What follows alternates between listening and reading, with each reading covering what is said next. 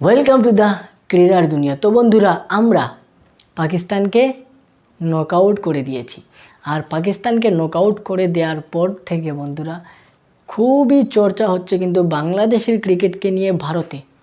এর অন্যতম কারণ হচ্ছে বন্ধুরা, ভারতে আমাদের টেস্ট সিরিজ সামনেই, এরপরে 3টা নাকি 4টা টি20 ম্যাচ আছে। এখন তাদের চিন্তা কিন্তু প্রথমে টেস্ট নিয়ে, কারণ আমরা পাকিস্তানের মতো একটা টিমকে তাদের মাঠে গিয়ে যেভাবে ধবল ধুলাই করে দিয়ে এসেছি, বাংলা ওয়াশ করে দিয়ে এসেছি, যেখানে ইন্ডিয়া হয়তো বা ভাবতেছিল তাদের নর্মাল টিম নিয়ে খেলবে, হয়তো বা বিরাট কোহলি, রোহিত শর্মা, এদের মতো বিগ প্লেয়ার যারা আছেন, জসপ্রীত বুমরা, হার্দিক পান্ডিয়া, তাদের মতো যারা বড় বড় প্লেয়াররা আছেন, তারা হয়তো বা অবসরে চলে যাবেন।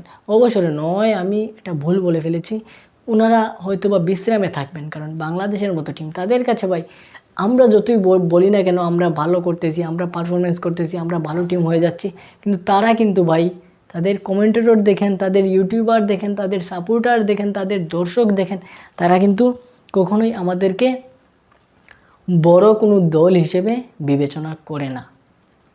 আর এ কারণে ভাই বন্ধুরা, তাদের টিম হয়তো বা 10 তারিখের ভিতরে, 10 থেকে 12 তারিখের ভিতরেই তাদের টিমটা ঘোষণা করে দিবে। প্রথমে তারা টেস্ট দল ঘোষণা করবে। তাদের ওইখানে একটা ট্রফি চলতেছে, দিলীপ ট্রফি নাকি কি নাম, ওই ট্রফিটা চলতেছে, যেখানে তারা কয়েকজন প্লেয়ারের উপরে চোখ রেখেছে, যারা ভালো পারফরমেন্স করলে তারা দলে ডাকবে। এবং সেইটাই অপেক্ষা করতেছে তারা, যাদের উপরে তাদের চোখ রয়েছে, তাদের পারফরমেন্স কীরকম হচ্ছে সেগুলো দেখার পর 8 থেকে 12 তারিখ, 10 থেকে 12 তারিখ, আই থিঙ্ক 10 থেকে 12 তারিখের ভিতরেই তারা দল ঘোষণা করবে। আর আমি আপনাদের কাছে একদম লিখে দিতে পারি যে বন্ধুরা, বিরাট কোহলি, যিনি বড় স্টার এটা মানি, কিন্তু বর্তমানে টেস্টে আহামরি কোনো পারফরমেন্স করতে পারতেছেন না। রোহিত শর্মা সেম, জসপ্রীত বুমরা, হ্যাঁ ওনাকে হিসাবে ধরতে হয়, হার্দিক পান্ডিয়া ওনাকে হিসাবে ধরতে হয়। এদের মতো প্লেয়াররা কিন্তু দলে থাকবেন, এটা একেবারে সত্য।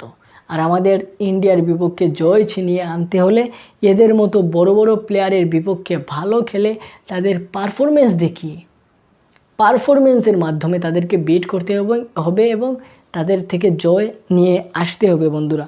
কারণ আমরা বন্ধুরা এখন খেলতেছি টেস্ট চ্যাম্পিয়নশিপের ফাইনালের জন্য। আমরা এখন ভালো খেলে ড্র, ভালো খেলে হারা, এসবের জন্য খেলতেছি না, আমরা খেলতেছি জয়ের জন্য। পুরো বাংলাদেশ ক্রিকেট এখন তাকিয়ে আছে টেস্ট ক্রিকেটের ফাইনাল খেলার জন্য। আর আমাদের ক্রিকেটাররাও সেটা জানে এবং তাদের প্রস্তুতিও সেরকম।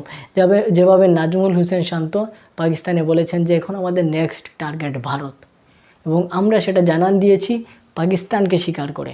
আমাদের ফার্স্ট স্টেপটা ছিল, ফার্স্ট শিকারটাই ছিল পাকিস্তানের মতো বড় টিম, যারা ইন্ডিয়াকেও কাঁপিয়ে দেয়।